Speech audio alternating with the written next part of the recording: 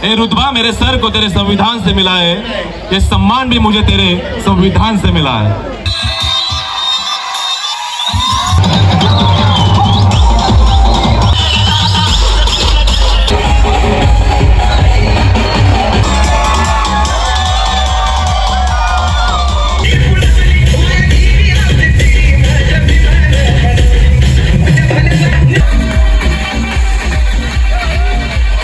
गेले 5 वर्ष तुम्ही भीम जयंतीसाठी इथे देखावा तयार करता। या प्रवासाची सुरुवात कशापासून झाली?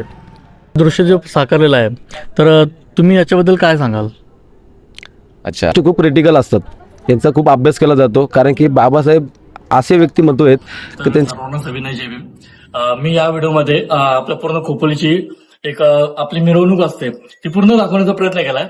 जसं की आपण 13 तारखेला रात्री 12 वाजता म्हणजे 14 एप्रिलच्या पहिल्या रात्रीला आपण जे मानवस बौद्धवाडा आहे तर त्यांची आपण एक छोटीशी मुलाखत घेतली का ती मुलं एवढ्या उत्साहाने तिथे देखावा तयार करतात। तर आपण त्यांचं एक छोटंसं मुलाखत घेतली की ते कशा प्रकारे या गोष्टी करतात। त्याच्यानंतर आपण जे खोपोलीमधून छोट्या छोट्या मिरवणुका निघल्या जातात म्हणजे प्रत्येकी गावाच्या, तर त्या आपण इथे कव्हर करण्याचा प्रयत्न केलाय। आणि तसेच आपण संध्याकाळी जी पूर्ण रॅली असते ते आपल्या स्मारकापासून ते खालच्या खोपोलीपर्यंत जी रॅली निघते ते आपण याच्यामध्ये कव्हर करण्याचा प्रयत्न केलाय। तर मी आशा करतो की तुम्ही या व्हिडिओवरती जर आला असाल तर ही व्हिडिओ तुम्ही पूर्ण बघाल आणि आपल्या चॅनलवरती सपोर्ट कराल आपल्याला।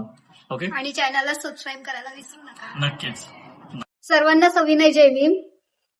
आज 14 एप्रिल भारतरत्न डॉक्टर बाबासाहेब आंबेडकर यांच्या 135व्या जयंतीनिमित्त सर्व भारतीयांना व सर्व विश्वाला मंगलमय शुभेच्छा। ये रुतबा मेरे सर को तेरे संविधान से मिला है, ये सम्मान भी मुझे तेरे संविधान से मिला है।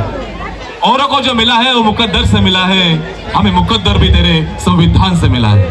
डॉक्टर बाबासाहेब आंबेडकरांच्या 135व्या जयंतीच्या आपल्या सर्वांना खूप खूप खूप शुभेच्छा। साहेबांच्या विचारावरती चालण्याचा प्रयत्न करायचा आहे, शिक्षणाला सर्वोच्च प्राधान्य द्यायचं आहे, समाजात समता, बंधुता आणि न्याय प्रस्थापित करायचा आहे।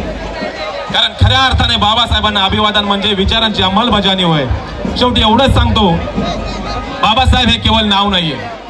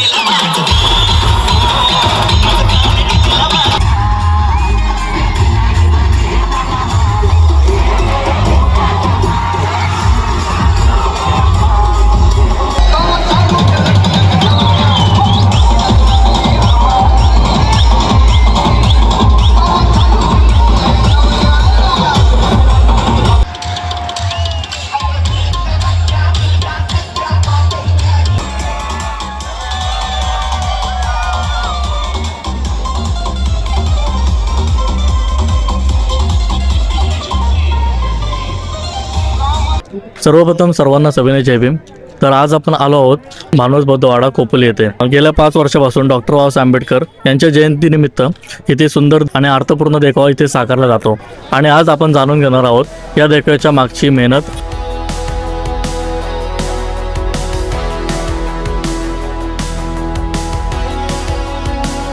गेले 5 वर्ष तुम्ही भीम जयंतीसाठी इथे देखावा तयार करता। या प्रवासाची सुरुवात कशापासून झाली? प्रथम तर सर्वांना सविनय जय भीम। डॉक्टर बाबासाहेब आंबेडकर यांच्या 135व्या जयंतीनिमित्त सर्वांना मंगलमय शुभेच्छा। तर या जयंतीची सुरुवात 2022 पासून स्टार्ट झाली।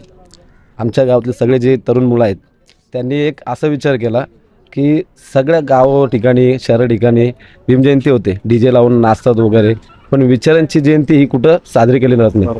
तर आम्ही एक असं निर्णय घेतला की खोपोलीमधून, रायगडमधून बाबासाहेबांची विचारांची जयंती साजरी करूयात। त्यामुळे आम्ही तो सगळा निर्णय घेऊन ते 2022 पासून स्टार्ट केलं। तुला पण प्रश्न आहे तर भाऊ, तर दरवर्षी नवीन कॉन्सेप्ट तुम्ही इथे कसा डिसाईड करताय?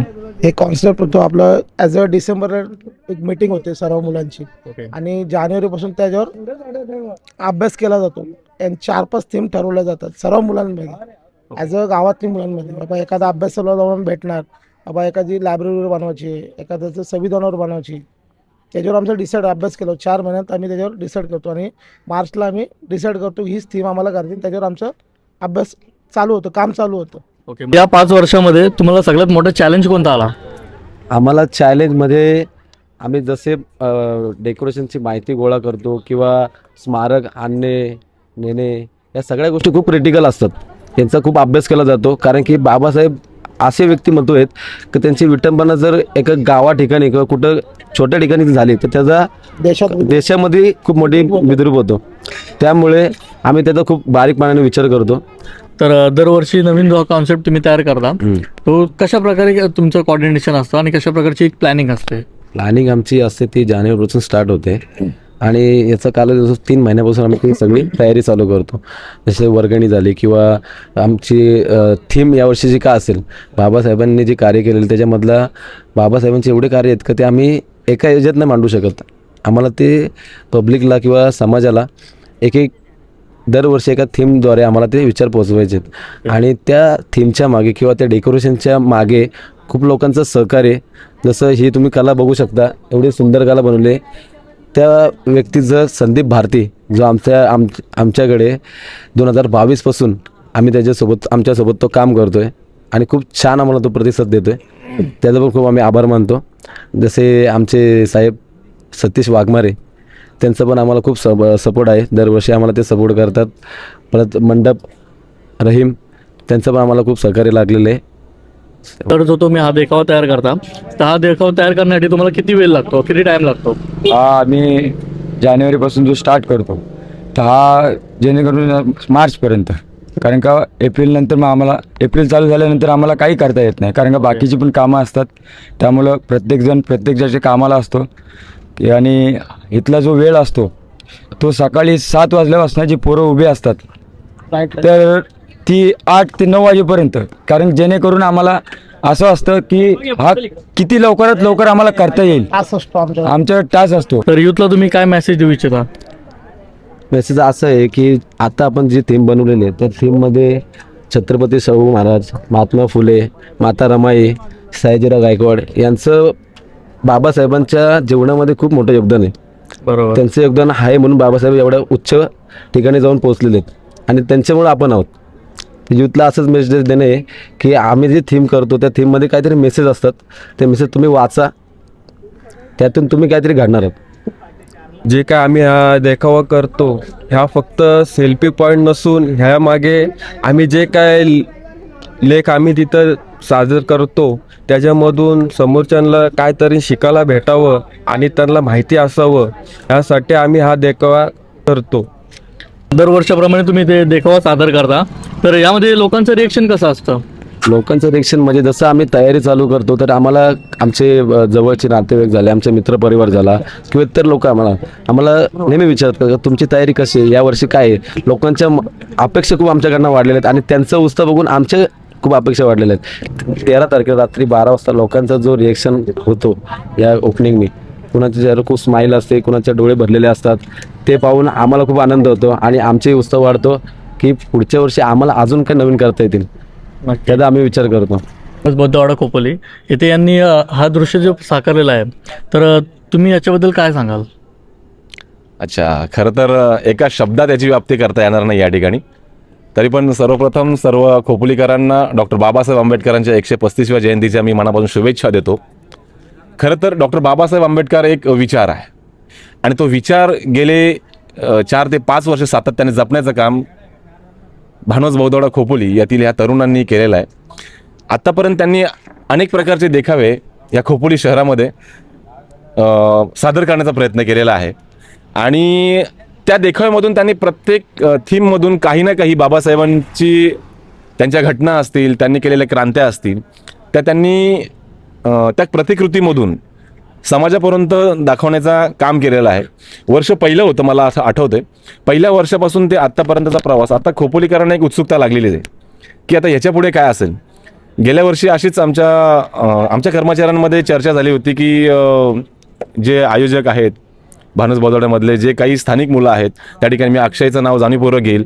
माझा दुसरा एक मित्र आहे रमाकांत आहे, की ह्या वैचारिक ह्याच्यातून बाहेर पडलेली ह्या सगळ्या या गोष्टी आहेत, की त्यातून आम्ही म्हटलं की अरे ह्या वर्षी यांनी हे चित्र साकारलेलं आहे, पुढच्या वर्षी काय असेल ही उत्सुकता आहे. मी थोड्या वेळेला पाहिलं की इथे काही सेकंदापूर्वी एक शेकडोचा ग्रुप तयार झाला होता आणि तो ग्रुपला इतकीच उत्सुकता होती की आज ह्या पडद्यामागे दडलं आहे काय. सर्वांना ही एक उत्सुकता लागली होती की याच्या मागे काय असेल. आणि खरंच मला ह्या मुलांचं खरंच कौतुक वाटतं की आज आपण पाहतो की ही आताची जी जनरेशन आहे ही कुठेतरी एक वाम मार्गाला पण चाललेली आहे आणि एक कुठेतरी बाबासाहेबांच्या विचारावर सुद्धा चाललेली आहे. आणि मला अभिमान नाही तर गर्व वाटतो या अशा तरुण पिढीचा की बाबासाहेबांचा विचार आणि वारसा घेऊन हे कुठेतरी मुलं आज पुढे जातात आहेत. कारण की बाबासाहेब, मी मगाशी म्हटल्याप्रमाणे, हा बाबासाहेब हे कुठली व्यक्ती नाही आहे, बाबासाहेब ही कुठली शक्ती नाही आहे, तर बाबासाहेब एक विचार आहे आणि तो विचार ही मुलं मनापासून जपतात. त्याबद्दल त्यांचं मनापासून कौतुक करतं आणि आपल्या सर्वांचं मनापासून धन्यवाद देतो आणि थांबतो. थँक्यू. सर्वांना जय भीम. गेली माझी सर्व लहानपणापासूनच मित्र आहेत गावातली, त्यात काय विशेष नाही. आम्ही नेहमी इथंच असतो, इथंच नेहमी येतो जातो.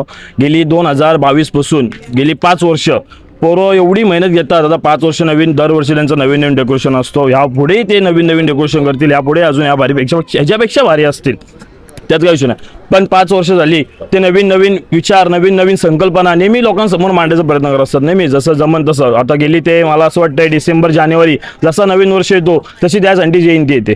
जसा नवीन वर्ष आलं की त्यांची तयारी लगेच चालू होते. 4 महिने 3 महिने आधीच एवढी तयारी करतात की ते पूर्णपणे त्यांचा माइंड आणि कॉन्सेप्ट पूर्ण गावातली पोरं फायनान्शियल असो कसे असो त्या सर्व गोष्टीत पूर्ण लक्ष देतात. आणि प्रत्येक गावातला मुलगा प्रत्येक आपल्या पगारातून, आपल्या खर्चातून दैनंदिन जसा जमन तशी वर्गणी गोळा करतो, पोरांजवळ गोळा करतो. इव्हन कुठल्याही राजकीय पोटारीकडे कोणाकडेही जात नाही, सर्वांकडून गावातला एक रुपया पोरगा आपला गोळा करतो आणि वर्गणी एकदम जोरात करून जयंती साजरी करतो.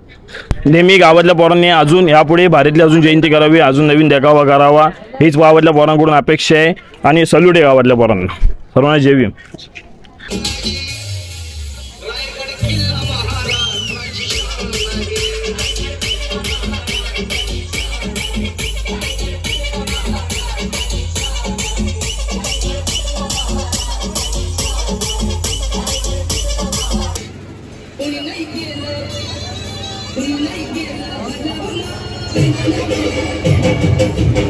तर आपण आलोय अपेक्षाच्या घरी आणि आज 14 एप्रिल आहे आणि पोरीचं एवढा वेकच येते की बिचारीला कोण घेऊन नाही जात म्हणून तिला रडत बसले आहात आणि तिला घ्यायला आलोय. नाही शहर दे शेंबूड येतं, शेंबूड तिला आलं. हे उठ निघ पटकन, पटवट निघ. सिनेमॅटिक आहे का सिनेमॅटिक.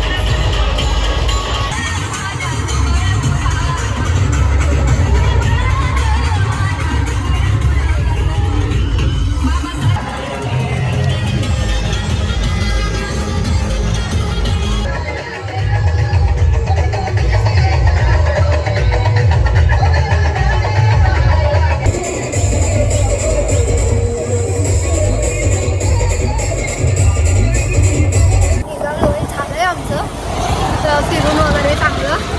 मी घरी रडत बसली होती आणि हा मुलगा आला आणि मला यांनी घेऊन गेला आणि आम्ही खूप जास्त एन्जॉय केलं.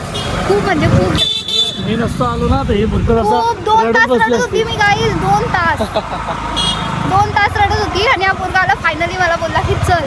तरी पण मी रडत होती, नाही बोलत होती, पण तरी पण हा बोलला की चल जाऊयात.